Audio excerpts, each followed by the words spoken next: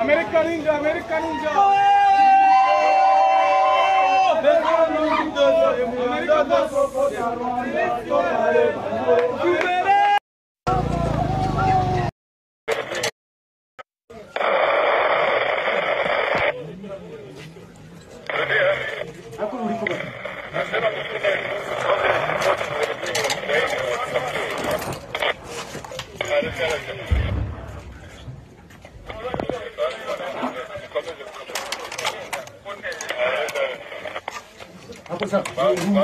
Una caspropio con...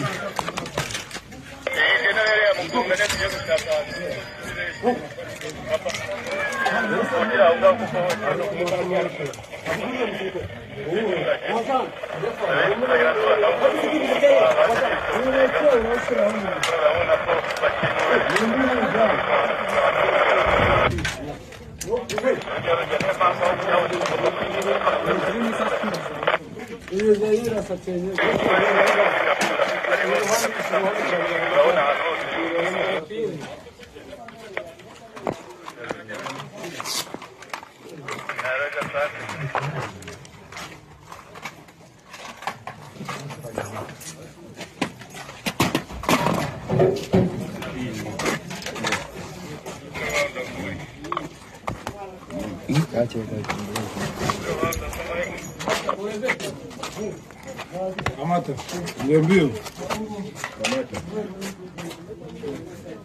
Kamata. Geuka. Kamata.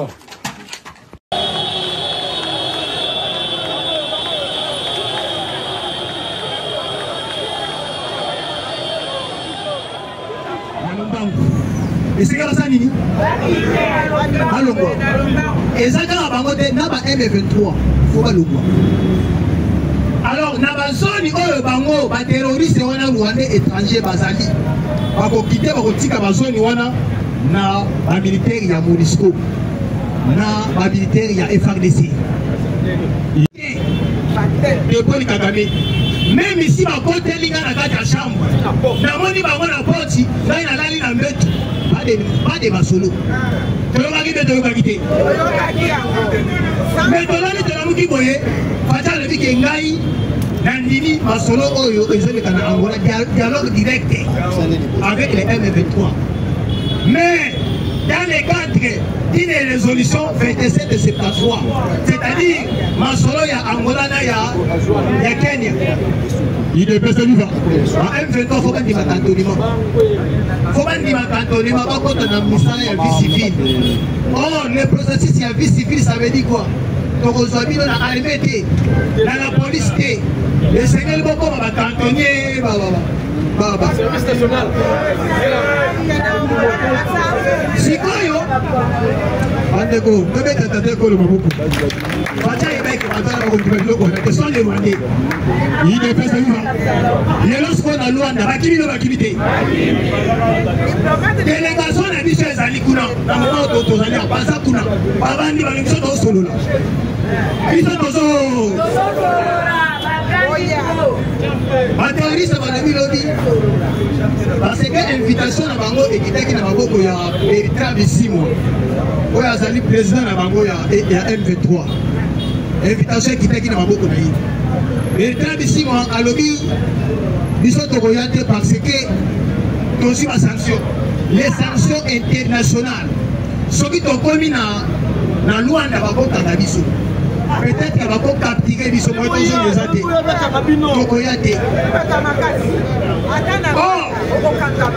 Or, ceux qui ont sanction et qui t'a quitté, ils sont au Kanisa qui ont les Kananzela à Kampala, na Ouganda, aussi avion, au Kitina, na Luanda. Mais si vous avez une sanction, moi, tu es allié. Yami Balé, l'armée congolaise, na territoire de Walikale. Bamadisaki ba avion wana eponi ba position na biso sikoyo toya na Luanda tosala ni parce que tozali komona ke tout le monde ba komi na ngambu ya République démocratique du Congo. IDPS viva. Yango Momoni, dans le moment où Tozali, les Ouazalendo, dirigés par le général Yakutua, a commis à 3 km de la ville de Bukavu. Maman n'a panique. Un terroriste panique dans la ville de Bukavu. Je pense que tu ressembles à l'hôpital de la situation. Merci beaucoup. Merci beaucoup. Mon numéro c'est 081 219 13 48. Tout le monde est là. Ah, merci. Merci. Président Loba. Président, il y a Bameti. Après, si on de ma casse. Président Bameti. Président. Après, si on de ma casse. Alors, il faut que nous répétition Bameti. Deux autres qui étaient. Pour matin, le lutte sans plus tarder, on a encore sa prof. Nous allons clôturer Zali. Lota. Ah, madame, on va ça, tu vas libérer ça. Tu vas madame. Tu peux être la prof, maman. Tu peux être la prof, maman. Nazali na papa na ngamoko, azo bisabilo clairement. Alors biso va la prof na audis, to luka déjà terrain. To fomo l'église. Et to le baguette goro. Il faut comme ani. L'église. To le maman na komba. Komba na bango na ngomba campus, aussi na bango na mangenge. Pour la mite to ba na prière. La conseil ça tous les traîtres. À ça la présidence. À ça la wapi, il fallait montrer ça la ni. Dimanche, il y a une église dans l'église. Surtout, il faut l'église. Par où on a la Jack. Maman, tu connais les actes. Maman, tu connais Alléluia. Pour les amis, je viens la vie, je viens de la femme. La maman a sauvé sa prof pour encourager prof dans ma boue combattant. Pour mettre la prof ma boue. IDPS viva. IDPS viva. Bonjour à tous. Bonjour aux garants de la nation, bonjour à la première dame, bonjour à la conseillère du chef, à tous mes vieux, bonjour. Primo, les Ouazalendo ont donné 24 heures. On a 1-23 AFCEBA la ville à Bukavu, avec ultimatum jusqu'à 6 h du matin. Sauf à l'ongouette, moi de peu. Même si la population peut faire la mandague, un problème parce que ils sont déjà prêts pour la vie de Bukavu pour la 24. Au cas où ceux qui va M23 à quel niveau est Angola, vous voyez d'accord que vous avez 23 conseil de secrétaire de l'Obibo, tous les pays à ONI, ils ont sangana, ils ont militaire na bango. Inde na ese kutu ba MC Paul Kagame baza na telle province ya RDC oyo bapesa bango ezali Rwanda na pays nini te ezali Rwanda na Uganda balobi ba Rwanda na Burundi balobi boye ba pays oyo eza ba pays ya ba province ya ba RDC il faut aider ça sur la ba pays na union à cause de basakani na ba noko na biso ba Belge te ko betela ba Belge maboko IDPS celui-là. Laissez-moi maintenant monter. Parce que la monique est blague. Moi je suis le communicateur du président Félix. Je suis le serviteur du président Félix. La communicateur président lorsque le président parlait salaire à la militaire, c'est Fatih qui avait parlé. C'est vraiment à $700. Ce n'était pas le premier ministre, c'était le président de la République. La réunion avec l'Union sacrée. Donc, ceux qui parlent de ma présence, ils disent comme ça, il y a yoté. Si tu as la présence de la République, il faut qu'elle revienne avec mon gouvernement. On ne va pas dire que c'est le premier ministre. Non, ce n'est pas la première ministre, c'est le président de la République qui a parlé ça. La réunion avec l'Union sacrée. Non, je suis communicateur du chef, je resterai comme travailleur du chef. D'abord, je suis congolais, en particulier, en général plutôt, et en particulier, je suis combattant de l'IDPS. Ça va bien être. Il y a plusieurs couilles à l'IDPS. Ils veulent se faire rembourser aux athées, aux Yarabanini. Oui, le bandit, le non. Beaucoup de combattants et de peste qui sont venus à peine sont devenus des orgueilleux. Comment ça va bêtise? La bêtise est un coup émis dans comment il appelle. Je ne peux jamais moi. Babylon connu sur la présence de la Babylon la Bible. Non, c'est pas la humilité, on va la chanter de moi. Oh non, Igwe. Coup de chapeau. Quelle humilité. Il dit il travaille pour le présent, c'est votre frère. C'est ça l'humilité. Papa, on parle de la télé, il sera président de la République. Akanya Kabila à la élection. En 2006, c'était lui qui était le président. Il est au bout Kabila était dans l'élection de mon côté. Il tapait ce livre. Donc, excusez, moi je vais dire une chose. C'est un malheur aujourd'hui à l'UDAPES. Il y a ceux-là qui ont vendu même leurs droits de naissance. C'est bizarre. Nous sommes UDAPES. Aucun parti, aucun membre de la partie, nous sommes là, on n'a jamais. Par contre, tu vas ça va plagiat. Vous savez ça, vous l'appelez plagiat? Les copies. Ils ont copié UDAPES. Les seuls partis au Congo qui avaient les cellules, fédération, et c'était nous, UDAPES. Par contre, on a copié aux sections, aux cellules. Ils ont copié UDAPES. Et aujourd'hui, les seuls partis qui est au monde entier, c'est l'UDAPES. Je vous dis, il y a des fédérations en Chine, aux États-Unis, en Belgique, et aussi pour la fédération, il y a parti américain. Voilà qu'il y a la fédération d'Amérique, il y a la Chine, la Ukraine, la voie partout. Nous sommes partout au monde. C'est pour cela qu'on nous respecte comme le parti OLP à Palestine. Nous étions deux partis au monde, respectés. On a encore dans les Nations Unies comme État. Secrétaire général des Nations Unies a un parti politique de l'État. Comme le président de la République. Il a fait ce livre. Mais aujourd'hui, pour des blagues, papa, moi, mieux vaut mourir pauvre, avec dignité, qu'avec l'argent dans des honneurs. Je vous dis la vérité. Moi, j'ai dit aux gens qui donnent dans 1000 $, c'est rien.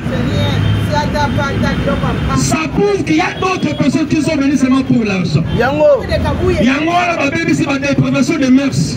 Me too, baby. Moi, il y a connaissance sur mon exact parce que moi, bien vert. La politique, c'est la tête.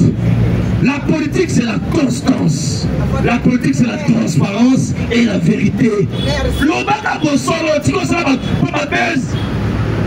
On te la vie, la mission. Mende. Oui, Mende, pourquoi on le félicite? Il est rendé noir-blanc. Et chaque fois qu'il a donné 50 000 $. Pour ça, la moussa, on a été. Pour la moussa, c'est pour la Solomon. Sont les réalités du terrain pour le moment. Quelle est l'actualité? Tu n'étais pas au terrain, ferme ta bouche, ne parle pas. Ne vais pas vanter quelqu'un qui n'a même pas. Excusez, pour la UDAPES, Rosa n'a pas blagué. À ce que soit d'ici, là ça va blaguer. Parce que dans ton panel, tu m'as dit que nous sommes pas zarradés. Oui, mais il y a un cas, il y a un CO. Et bien, quand même, on va le ressusciter. On va parler. Nanga Soya. On va se faire à l'ONU, on va se faire Banga. On va le guigner, on va nier. On va le battre. Là, c'est pas là, on va battre. Mais sous, on va battre, on va faire une union sacrée. On mobilise les ballons comme ça. On va faire des Banga, on va faire un autre chose. Pourquoi? Parce que très bien, ma petite Mickey. Ma solo. Papa, c'est Mobutu Awa. Mobutu, les grands dictateurs sanguinaires. Tobouni, c'est la Kabila Moutou Awa. Pourquoi on a Mazoya? On a Mazoya, Mobutu, sur le terrain des présidents de la République. Kabila, président Tobouni, c'est mon tosa Awa. Bademia, Bébaner, et ton coup fité. Kapona Mazoban.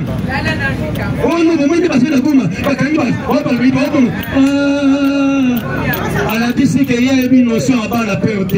C'est un peureux. Mathématique, nous sommes Idapes.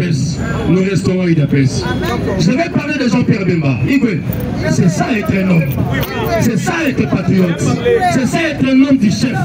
Auprès du chef, il y a ceux-là qui l'appuient pour que le chef aille de l'avant. Je vais dire aussi des patrimoines. Il est jeune.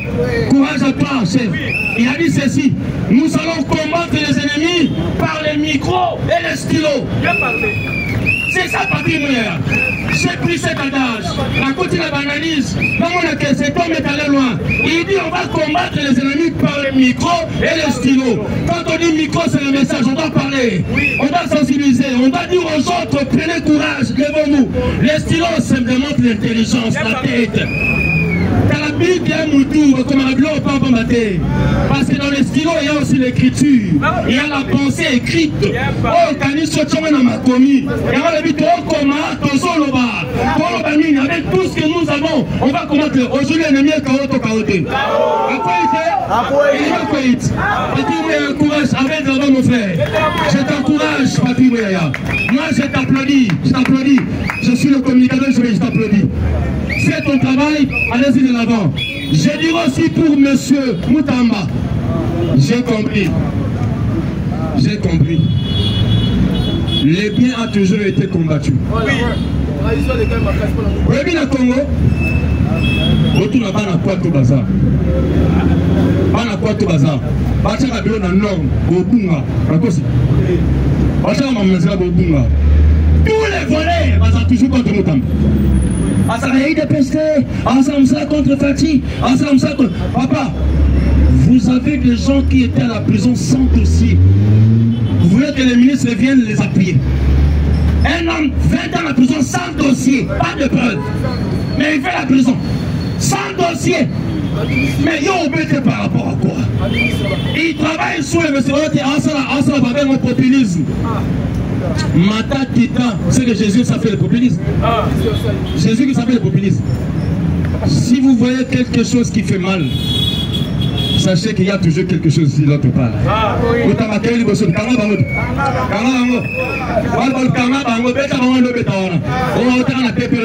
Papa, le vieux Ten, un jour, il a envoyé M. Moubake chez l'autre du PPRD. Mais oui, mais qui va ça me taper? Non.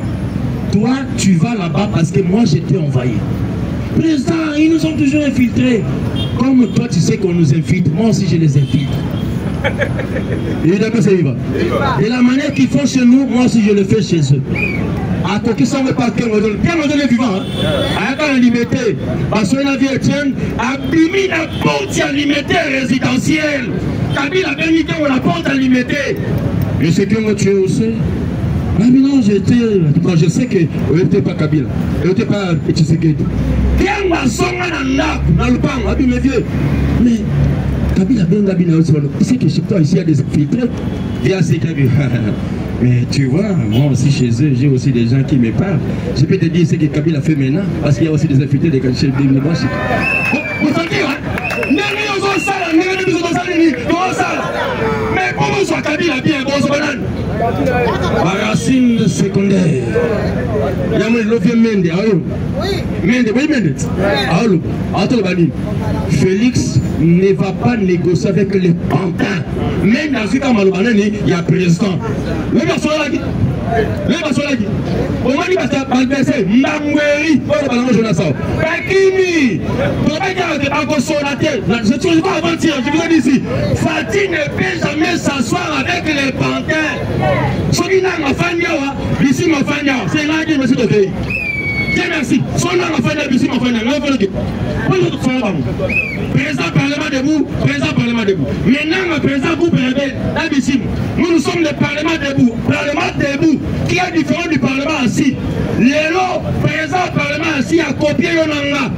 À combien de temps on va verser biblique? Oh, je donne le conseil. À copier le parlement debout.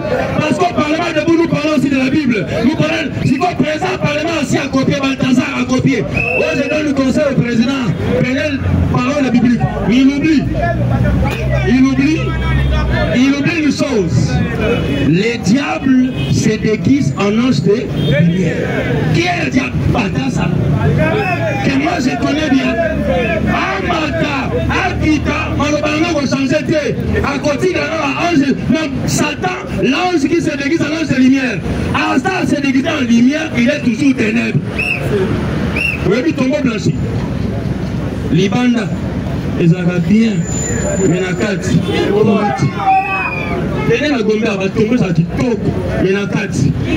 Il a toujours apparu comme étant un homme bon, comme étant un homme intelligent, étant un homme sage.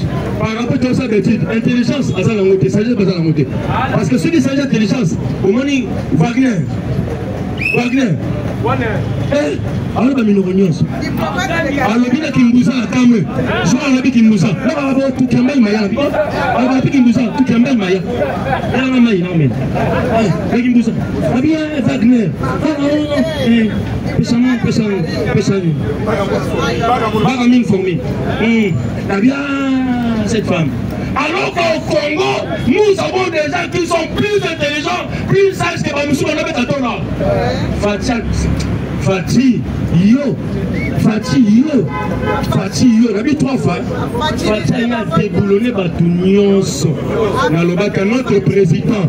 Parce que je parle de mon président. Dans la Fati, c'est Fati bis, c'est Fati, c'est que dit Chilombo. Pour dire, mon président avait dit déboulonner. Prenez le dictionnaire. Déboulonner n'est pas ce que vous pensez là. Déboulonner veut dire prendre quelqu'un qui était en haut, le mettre maintenant en bas. J'ai dit, je vous laisse.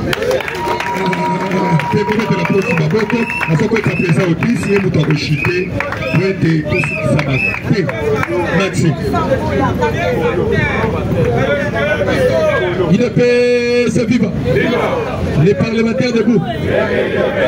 Les parlementaires debout. Les parlementaires debout. Allez, Fati-toi. Fati-toi.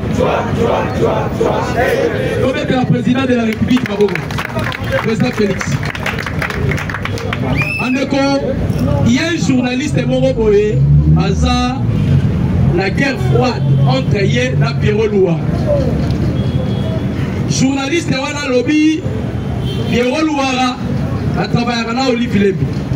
Moutoyo Aza Nakati a Kokoti Sabaye M23, côté à Katanga, il s'agit de Olive Lebi. Vous savez que les kabilistes, Ana Makasi, donc il n'est pas Maman Judith Toulouka. Premier ministre Balobi, il est issu de l'île de Pes. Bureau n'a pas vu ma kabiliste. Il est là, il va se faire un moussalon, il va se faire un sima moukontamboka. Maman Judith. Et là, on va tout le salle na Bandundu. Il faut féliciter Jean-Pierre Bemba. C'est Jean-Pierre Bemba qui a eu l'initiative. Ce sont des hypocrites, ils ne sont pas avec le président Félix. Imaginez Maman Judith, na bureau là, on va perdre. Bonjour ça là pour que le président Félix a gagné le pouvoir ou bien pour que Kabila ait le pouvoir.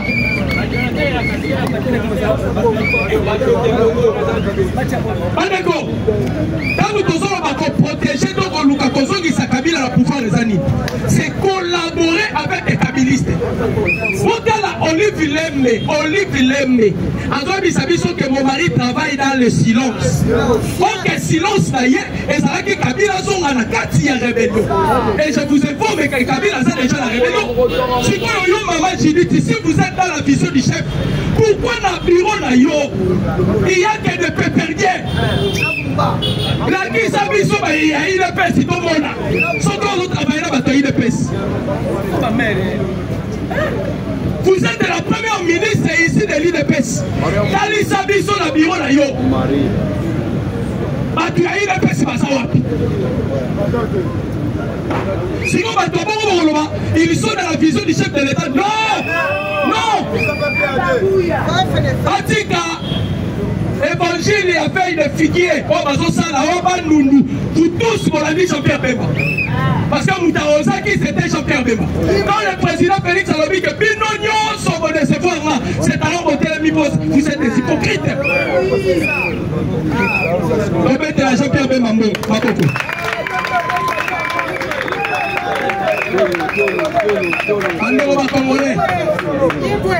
Vous savez,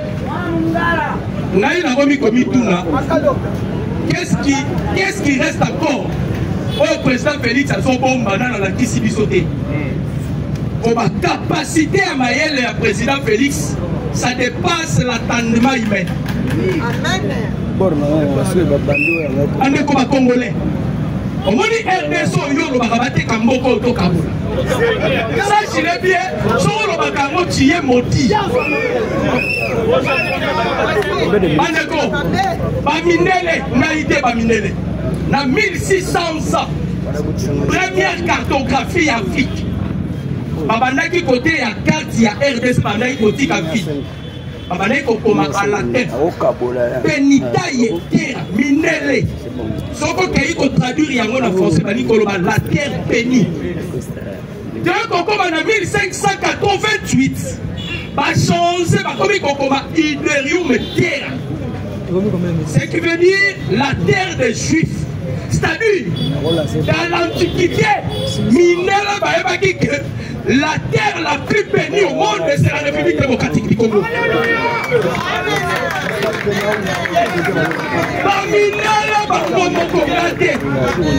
La terre la plus bénie au monde.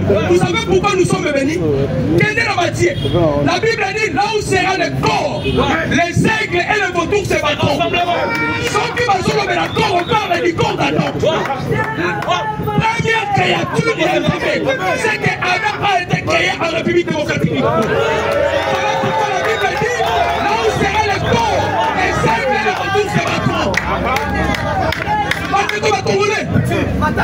Président Félix, il incarne la portion prophétique à lui. Président Félix Alobi, Lorenzo, où en sommes-nous aujourd'hui? Depuis que l'histoire est l'histoire, c'est la toute première fois l'élo. Mounela Kangalito, il faut le maquiller au Bagouane.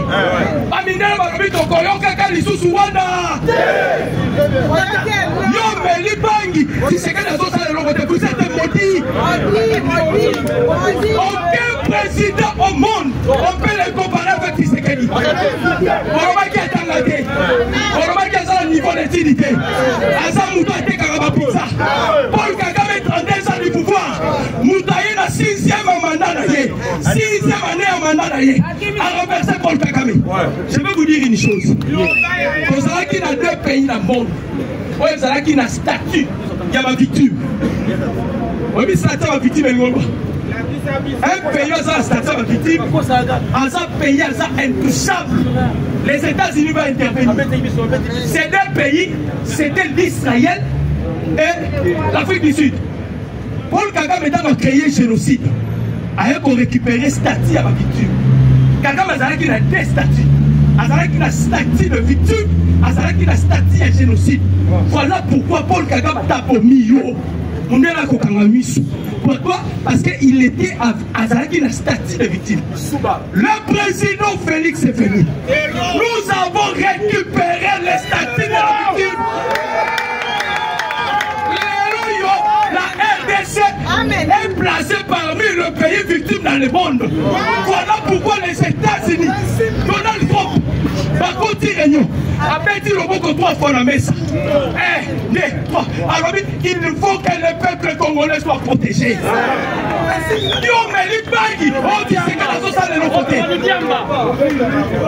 Donald Trump a pété 3 fois. Marco Rubio, Emmanuel Macron. On a bien testé. On n'a pas invité Emmanuel Macron aux États-Unis. On avait convoqué Emmanuel Macron. Il y a une différence entre invité et convoqué. À Gauti, Macron revient à Vanessa Emmanuel. Macron a mis ça. Dans une carte, il y a Congo. Il a mis ça. Et ici, Macron, avant que tu sors ici, tu dois signer que tu quittes la RDC. Les États-Unis récupèrent la République démocratique du Congo. Donald Trump, Aya Bani Moussala, il a envoyé déjà 2 émissaires. Le premier émissaire, Azalaki, émissaire spécial dans la région de Galak. Azalaki, porteur d'un message confidentiel. Le deuxième émissaire, c'est l'homme le plus influent dans le Congrès américain, Ronnie Jackson. Alors, l'intégrité territoriale de la République démocratique du Congo sera respectée et sera sécurisée par les États-Unis d'Amérique. On dit que Yesu a cangaté. Et puis, au milieu des émissaires, la Bible fait 2 témoins auprès de Dieu. 2 témoins. Ce sont les deux qui sont vérifiés. Il ne peut se vivre. Mon maman, mais. Là, là, ça colle. Nous sommes dans l'Apocalypse. Apocalypse, il s'habille sur 4 êtres vivants. Balobi, mon quoi, ça qui est l'ongi à Moukou. Mon quoi, ça qui est l'ongi à Lyon. Mon quoi, ça qui est l'ongi à Faux. Mon quoi, ça qui est l'ongi à Aigle. Mais les 4 êtres vivants, ce sont les 4 forces qui réunissent la République démocratique du Congo. Parce qu'on a récupéré déjà la puissance de l'aigle. Les Américains utilisaient l'aigle comme un emblème. Pourquoi? Parce que le plus grande puissance de l'aigle, c'est l'immortalité. Nous avons récupéré la puissance de l'aigle. Nous ne gardons totem. Aucun pays au monde n'a pas totem. Nous sommes totem moko. Si on a la force, totem n'a pas oublié sur les aranis. Soso. Et l'exégoïsme, il y a la carrière moko. Ok, la béninois, totem n'a pas oublié sur la cacotte. La RDC, on avait un totem. C'était le léopard. L'année histoire à léopard. À ça, la chasse d'ailleurs, moko. On a dit que dans la chasse d'ailleurs, moko. Sur la suite, pour Martine et Nicolas. Le deuxième totem que nous venons de récupérer, c'est l'aigle. La puissance de l'aigle a quitté les États-Unis. La puissance de l'aigle est au centre de l'Afrique. La carte de la République démocratique du Congo. Je dis et je vous remercie. Nalombangu. Et c'est comme ça, Nini. Allô, quoi. Et ça, quand on va avoir M23, il faut pas le voir. Alors, dans la zone où les terroristes sont rwandais étrangers, bazali. On va quitter la zone où les militaires de MONUSCO, les militaires de FARDC. Même ici, ma côte est liée à la chambre. Dans mon niveau, la porte, là, il y a la ligne en bête. Pas de masolo. Tu vas quitter, tu vas quitter. Mais dans l'année de la Mouki Boye, Fatal le dit que Ngaï, Nandini, Masolo, Oyo, et Zéle Kana Angola, dialogue direct avec les M23. Mais dans les cadres d'une résolution 27 de 73, c'est-à-dire Masolo, il y a Angola, il y a Kenya. Il est pesé vivant. En M23, il faut pas dire cantonnement. Il ne faut pas dire cantonnement, pas quand on a mis ça, il y a vie civile. Oh, le processus, il y a vie civile, ça veut dire quoi? Donc aujourd'hui, dans l'armée, dans la police, les Sénégalais vont comme un cantonnier, service national. Si quoi, yo? Andeko, que bête à tête le Maboko. Fatia et mec, ce sont les Rwandais. Il est pesé vivant. Il est lorsqu'on a Luanda, Bakimino Bakimité. Délégation n'a dit chez Zalikuna, dans le moment où on a passé à Kuna. Babandi, ils sont au solo. Ils sont au solo. Les terroristes ont mis l'audio. Parce que l'invitation à Bango est qui n'a pas beaucoup il y a Bertrand Bissimo. Il y a le président à Bango il y a M23. L'invitation qui n'a pas beaucoup d'ailleurs. Bertrand Bissimo a lobby. Ils sont orientés parce que aussi ma sanction. Les sanctions internationales. Ceux qui ont commis dans la loi n'a pas beaucoup d'habitude. Peut-être qu'elle va pas capturer les sommes les athées.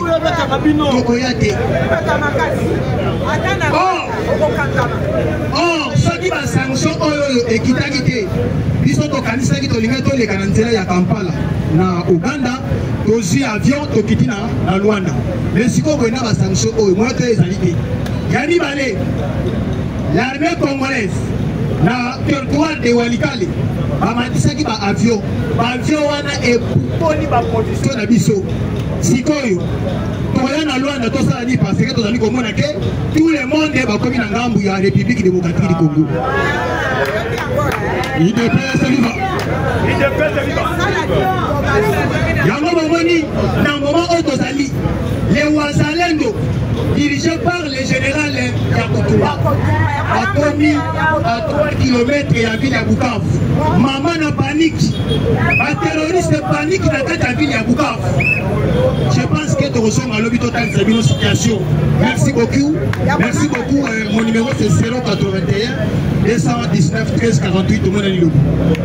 Ah, merci. Merci. Président Loba. Président Yabameti. Après si on mot de ma classe. Président Bameti. Président. Après si on mot de ma classe. Alors il faut qu'il y ait un peu de répétition dans le métier. Deux autres qui m'étaient.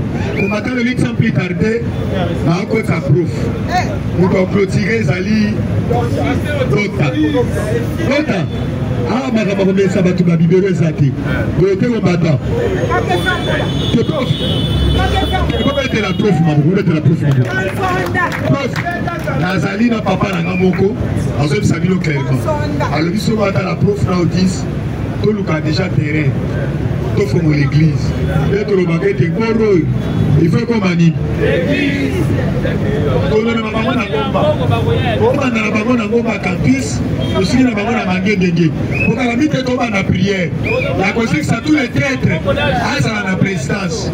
À la WAP, il fallait montrer ça à l'île. Dimanche, il y a une église dans l'église. Surtout, il faut l'église. Par où, on a la Badjak. Maman, je connais les tous. Maman, je connais Alléluia. Les amis, je viens la vie, je viens de la femme. La mère a sauté sa prof, pour encourager prof dans ma boue combattant. Pour mettre la prof ma boue. IDPS viva. IDPS viva. Bonjour à tous. Bonjour aux garants de la nation, bonjour à la première dame, bonjour à la conseillère du chef, à tous mes vieux, bonjour. Primo, les Wazalendo ont donné 24 heures. On a 1-23 AFC Baloraville à Bukavu avec ultimatum jusqu'à 6 h du matin. Somme à longueur motope. Même si la population peut faire la manœuvre, un problème parce que ils sont déjà prêts pour la vie de Bukavu pour la 24. Au cas où ceux qui va M23 à quel niveau est Angola, vous avez dit à quoi vous avez 23 Conseil des secrétaires à Kozonga, tous les pays à Oni, à Zosangana, à Pessi, à militaire, à Bango. Inde, na RC, tout va MC Paul Kagame. Dans la telle province à RDC, on va appeler ça Bango. Les alliés Rwanda, la pays ni. Les alliés Rwanda na Uganda. Balobi ba Rwanda na Burundi. Balobi boy, ba pays où est ma pays, ma province à ma RDC. Il faut aider ça sur que la pays na union. À cause de la sagani na ba non qu'on a vu sur ma belge. Il faut mettre la belge ma beau quoi. Il te plaît celui-là. Laissez-moi maintenant monter. Parce que la Monique est à blague. Moi je suis le communicateur du président Félix. Je suis le serviteur du président Félix. La président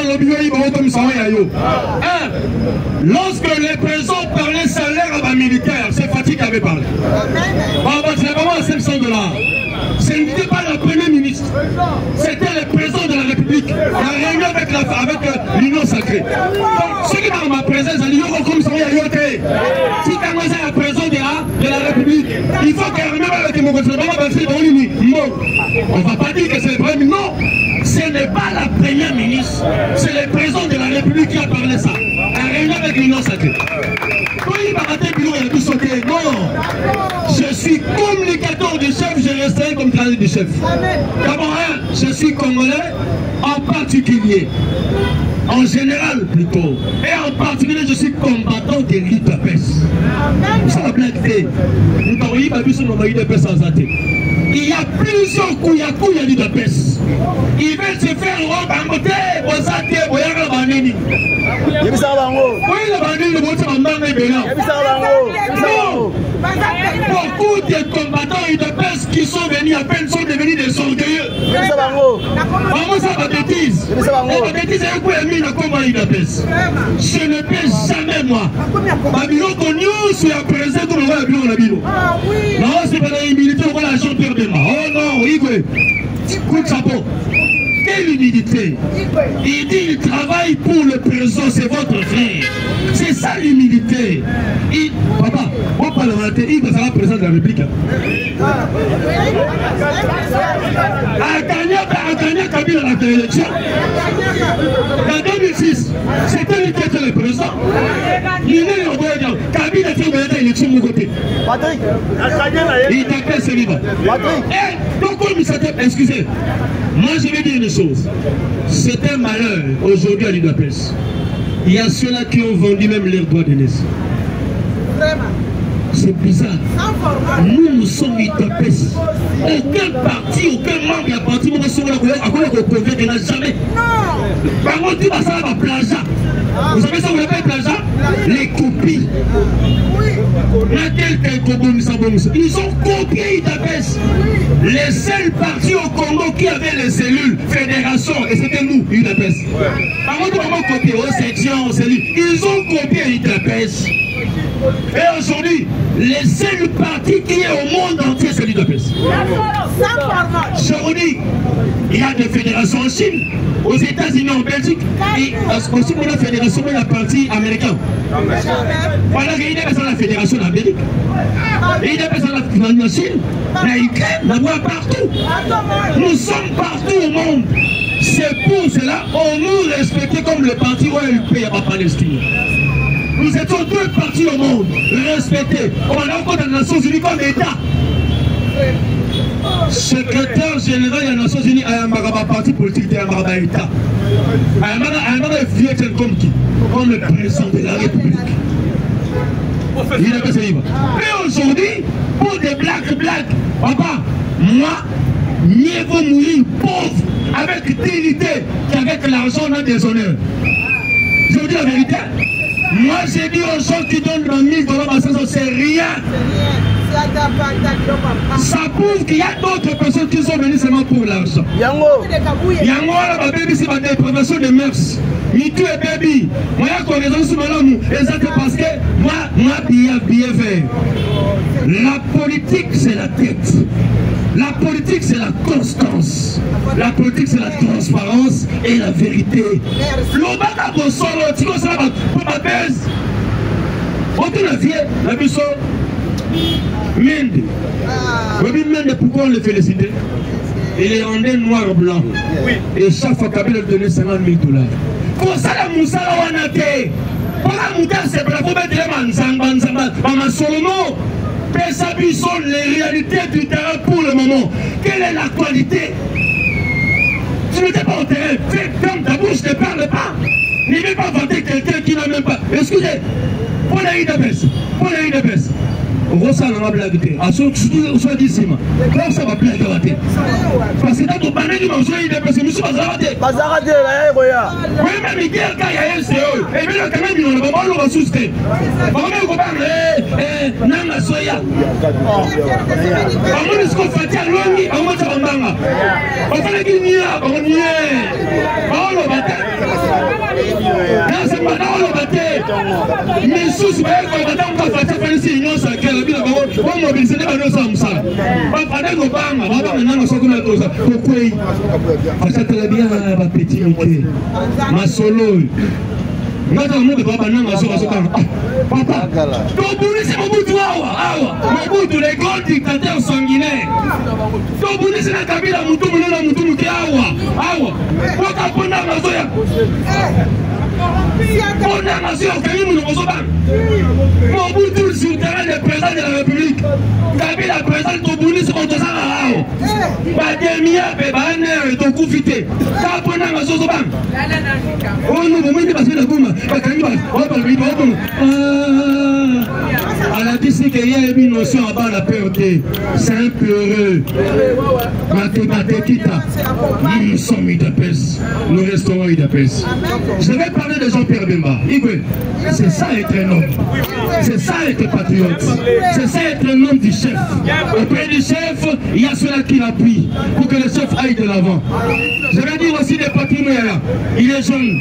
Courage à toi, chef. Il a dit ceci. Nous allons combattre les ennemis par les micros et les stylos.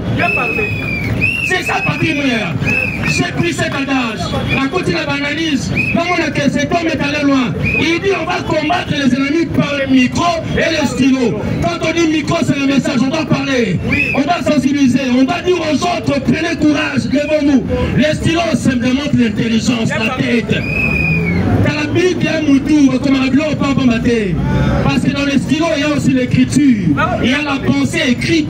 Oh, Kani Sochoma n'a pas commis. Il y a la vie de Okoma, Tozoloba. Avec tout ce que nous avons, on va combattre. Aujourd'hui, l'ennemi est Kaoto Kaoté. Après, il va Koït. Patrick, courage, arrête d'abord, mon frère. Je t'encourage, Patrick. Moi, je t'applaudis. Je t'applaudis. Je suis le communicateur, je t'applaudis. Fais ton travail, allez-y de l'avant. Je dirais aussi pour monsieur Moutamba. J'ai compris. J'ai compris. Le bien a toujours été combattu. Oui. Oui, bien à Congo. Autour n'a pas na quoi tout bazar. Pas na quoi tout bazar. Pas de bureau dans le nord, au Bunga. Pas de maman, au Bunga. Tous les volets, bazar toujours contre Moutamba.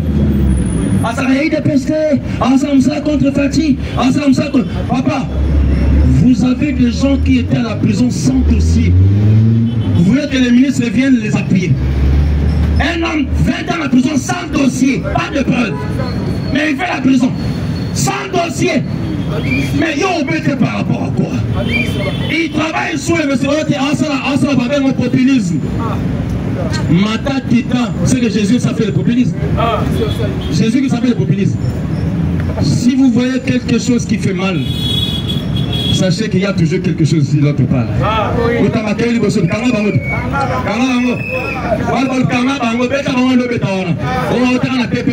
Papa, le vieux Etienne, un jour, il a envoyé M. Moubake chez l'autre du PPRD. Mais oui, mais qui va ça me taper? Non. Toi, tu vas là-bas parce que moi, j'étais envoyé. Président, ils nous ont toujours infiltrés. Comme toi, tu sais qu'on nous infiltre, moi aussi, je les infiltre.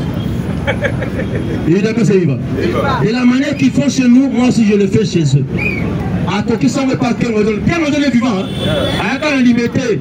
Parce que la vie Etienne a bimi la porte à limité résidentielle. Kabila a béni dans la porte à limité. Et c'est que moi, tu es aussi. Mais non, je sais que elle n'était pas Kabila, elle n'était pas Tshisekedi. Bien ma songa dans le pan, mes vieux. Mais Kabila bien Kabila aussi. C'est que chez toi ici il y a des infiltrés. Viens c'est Kabila. Mais tu vois, moi aussi chez eux, j'ai aussi des gens qui me parlent. Je peux te dire ce que Kabila fait maintenant, parce qu'il y a aussi des infiltrés des cachets de Mimoshi. Vous sentez, hein? Mais pour nous, soit Kabila bien, bon, banane. Ma racine secondaire. Il y a le vieux Mende. Mende, oui, Mende. Félix ne va pas négocier avec les pantins. Même dans ce cas, il y a président. Le garçon là qui. Le garçon là qui. On m'a dit parce qu'il y a Balbessé, Mamoueri, on va manger la sauce. Bakini, on va dire encore sur la tête. Je ne suis pas avant-hier, je vous ai dit ici. Fatih ne peut jamais s'asseoir avec les pantins. Ce qui n'a pas fait, ici ma famille, c'est là que je me suis donné.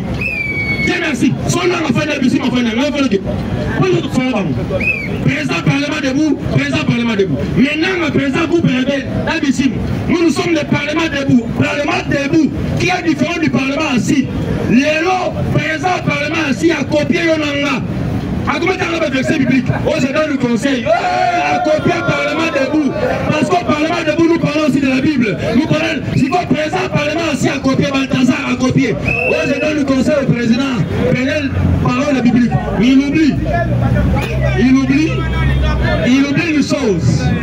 Les diables se déguisent en ange de lumière. Qui est le diable? Ça. Que moi je connais bien. Amata, Akita, Malobanga vont changer de. À côté de l'ange, Satan, l'ange qui se déguise en ange de lumière. À ça, se déguise en lumière, il est toujours ténèbres. Vous avez vu tombeau blanchi. Libanda, ils avaient bien. Menakati, tenez la Gombe à tomber ça dit top. Menakati, il a toujours apparu comme étant un homme bon, comme étant un homme intelligent, étant un homme sage. Par rapport à ça d'études, intelligence à ça la montée, sagesse à ça la montée. Parce que ceux qui sagent intelligence, au moment Wagner. Alors bah minorignons. Alors bien Kimbusa la came. Je vois la bi Kimbusa. Là va voir tout Kambel Maya. Alors bi Kimbusa tout Kambel Maya. Là maman il emmène. Ah, Kimbusa. Ah bien Wagner. Pessamon. Bagamine formé. Ah bien cette femme. Alors qu'au Congo, nous avons des gens qui sont plus intelligents, plus sages que Bamoussou, on a mis à ton là. Fatih, yo, on a mis 3 fois. Fatih, il a déboulonné Batounyons. Dans notre président. Parce que je parle de mon président. Dans le Fatih, c'est Fatih bis, c'est Fatih, c'est que des Chilombo. Pour dire, mon président avait dit déboulonner. Prenez le dictionnaire. Déboulonner n'est pas ce que vous pensez là. Déboulonner veut dire prendre quelqu'un qui était en haut, le mettre maintenant en bas. J'ai dit, je vous remercie.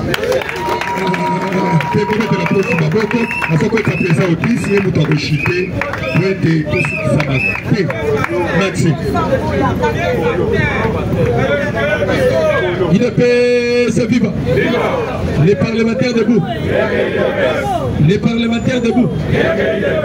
Les parlementaires debout. Allez, Fatih-toi.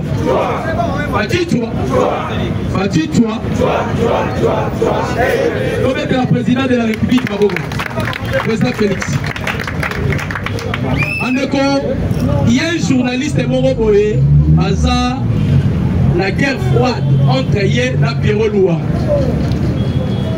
Journaliste Wana Lobby, Pierrot Louara, à travers Rana Olive Lembi. Moutoyo Aza Nakati a Kokoti Sabayi M23, côté à Katanga, il s'agit de Olive Lembi. Vous savez que les kabilistes, Ana Makasi, donc elle n'est pas Maman Judith Toulouka. Premier ministre Balobi, il est issu de l'île de presse. Mais on a un mouvement kabiliste.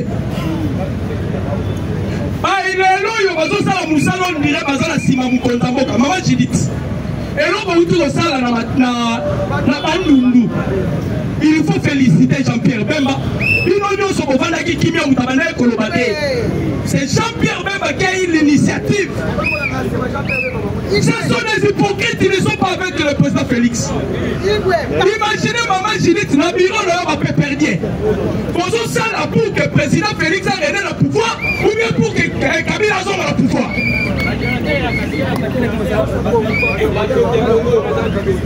Pas d'accord.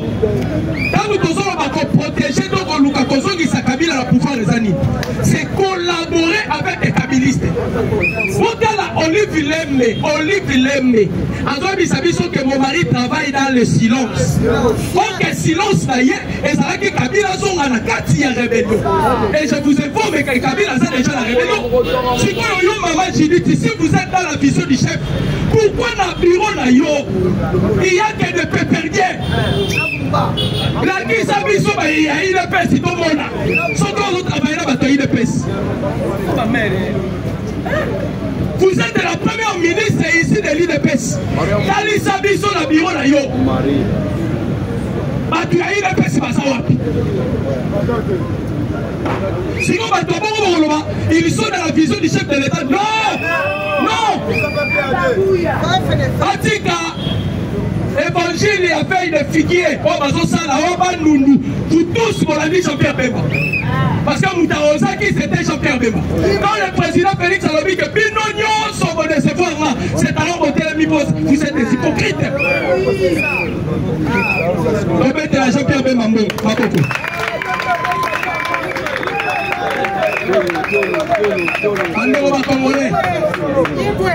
Vous savez, qu'est-ce qui reste encore au président Félix à son bon banane dans la Kisibisoté? Pour ma capacité à mailler le président Félix, ça dépasse l'attendement humain. On est comme un Congolais. On m'a dit RDS au Barabate Kamboko au Kaboula. Sachez bien, sur le Bakango, tu es maudit. Bandeko, Baminele, Naïde Baminele. Na 1600 ans, première cartographie Afrique. Babandaki côté ya carte ya RDS Bandaki côté Afrique. Babandaki kokoma à la tête. Penita yetera minele. Soko kei ko traduire yango na français bani koloba la terre bénie. Donc kokoma na 1588. Ba changer ba komi kokoma Iderium terre. Ce qui veut dire la terre des Juifs. C'est-à-dire, dans l'Antiquité, Minela Baebaki que la terre la plus bénie au monde, c'est la République démocratique du Congo.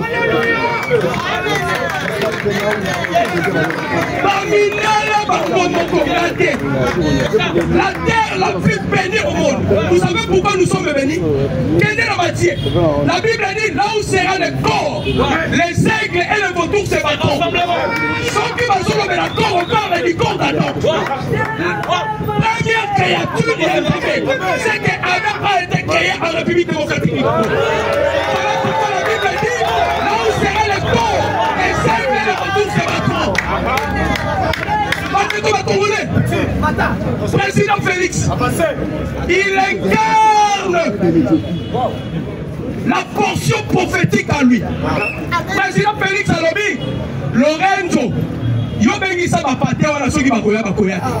où en sommes-nous aujourd'hui? Depuis que l'histoire est l'histoire, c'est la toute première fois l'élo.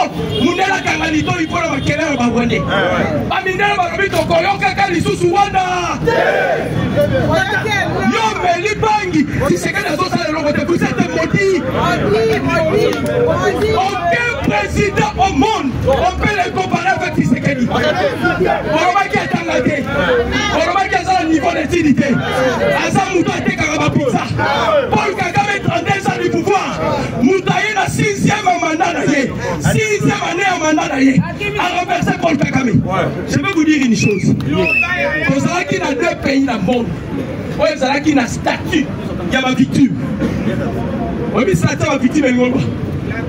Un pays a un statut de victime, un pays est intouchable. Les États-Unis vont intervenir. Ces 2 pays, c'était l'Israël et l'Afrique du Sud. Paul Kagame a créé un génocide. Il a récupéré le statut à la victime. Kagame a créé 2 statuts. Il a créé un statut de victime, il a créé un statut de génocide. Voilà pourquoi Paul Kagame a tapé au milieu. Pourquoi? Parce qu'il était à la statue de victime. Le président Félix est venu. Nous avons récupéré les statuts de la victime. La RDC est placée parmi les pays victimes dans le monde. Voilà pourquoi les États-Unis, Donald Trump,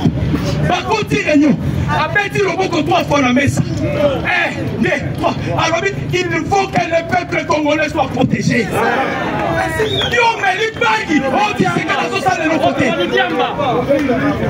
Donald Trump avait dit 3 fois. Marco Rubio, Emmanuel Macron. On a bien testé. On n'a pas invité Emmanuel Macron aux États-Unis. On avait convoqué Emmanuel Macron.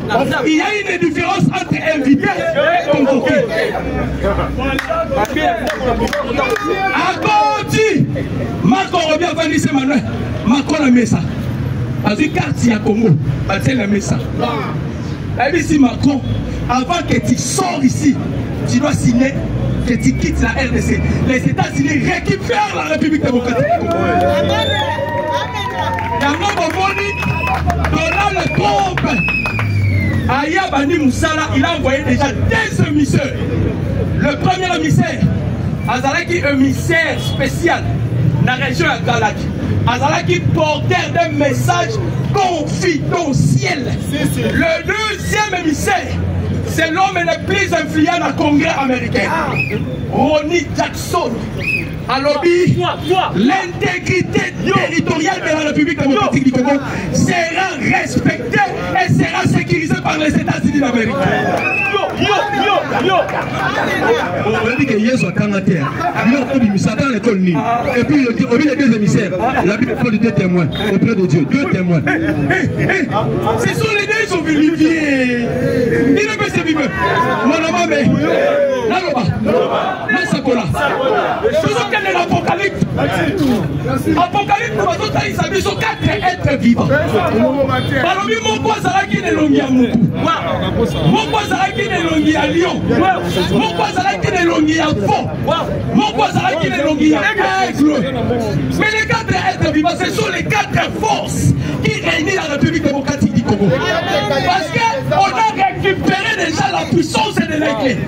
Les Américains utilisaient l'aigle comme un emblème. Pourquoi? Parce que la plus grande puissance de l'aigle, c'est l'immortalité. Nous avons récupéré la puissance de l'aigle. Et là, nous ne gardons des totems. Aucun pays au monde n'a un totem. Et nous sommes un totem moko. Si on a la force, totem n'a pas oublié sur les aramis. Soso. Et l'exégoïsme, il y a la carrière moko. Ok, la béninois, totem n'a pas oublié sur la cacotte. La RDC, on avait un totem. C'était le léopard. L'année histoire de léopard. À ça, la chasse d'ailleurs, Yemoko. On a dit que la chasse d'ailleurs, Yemoko. Sur la suite, pour Martine et Nicolas. Le deuxième totem que nous venons de récupérer, c'est l'aigle. La puissance de l'aigle a quitté les États-Unis. La puissance de l'aigle est au centre de l'Afrique. La République démocratique du Congo. Je dis et je vous remercie. Merci. C'est une demande qu'on a vu Seigneur sur vos s'abonner, pour commenter, pour partager. L'objet de vous dans la 4 pour être au matin. Pour nous, ça n'a été pour la Wazalendo. L'objet de la mission pour la Wazalendo. Et puis, nous avons samedi. Tenez le programme dans notre merci. Merci, Président, merci.